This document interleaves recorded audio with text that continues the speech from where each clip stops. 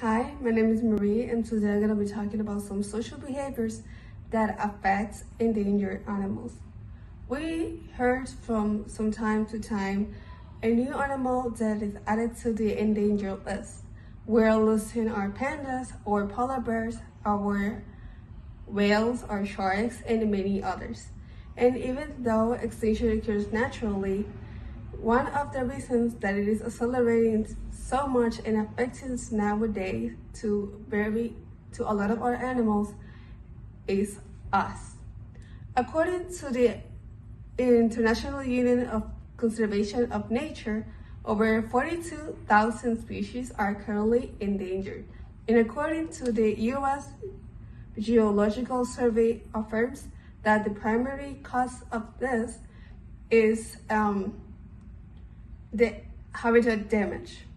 But it is not the only thing that affects the endangered animals. We have other things like the overexploitation of the wildlife for our commercial purposes, pollution, climate change, and many others.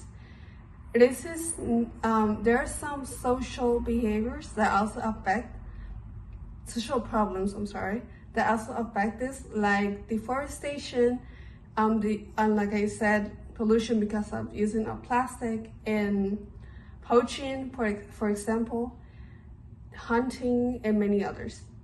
This is not just an environment issue, but it is a social problem. We as humans believe that we could use the environment and animals to supply our needs and entertainment irresponsibly without consequences. But the reality is that we as humans live in a planet that, in order to live in balance, it is needed of all of the species and natural resources that we have. So if we are damaging our environment and our animals, we are slowly also affecting ourselves.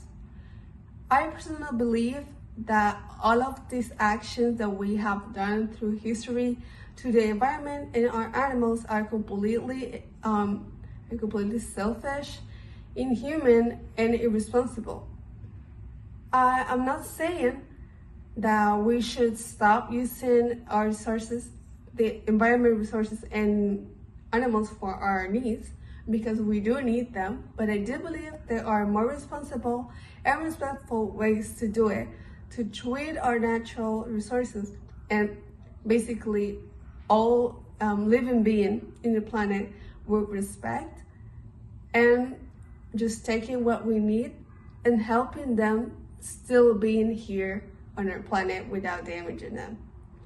So what things we could do as a society to change this problem, this social problem, and also an environment problem? Well, first, I do believe that the government should take more seriously the laws that we have against everything that damages endangered animals, like the destroying of their environment and the overexploitation of these animals, and should be more strict with the offenses of these laws. Also, we as a community, we could ask for more green spaces. We could spread more programs of education about the situation. We could also help with activities like planting trees and many others. Recycling, we could spread this message of recycling, which is very important for this. And as individuals, I do believe that we could do much more. I know it might seem like we are not doing something very important, but believe me that if we all work together, we're actually making a change. So what little things we could do as individuals to change this? Well, some things that we could do are reducing our use of plastic. We could do try not to use animal tested products or products that are made of animals. We could also help and do voluntary activism with conservation groups, or donate to trust companies that work with this stuff. We could also try to walk more and use more public transportation, I'm sorry. We could, if we have the ability, we could try to use more organic stuff, but I know this is very expensive, so a lot of us would not be able to do this research. But this and many other things that we could do. If I sit here and talk about all of the things that we could do, I will be here all day because that list is very long. But to conclude this exposition, I just want to remind everybody that we have the power to change our reality.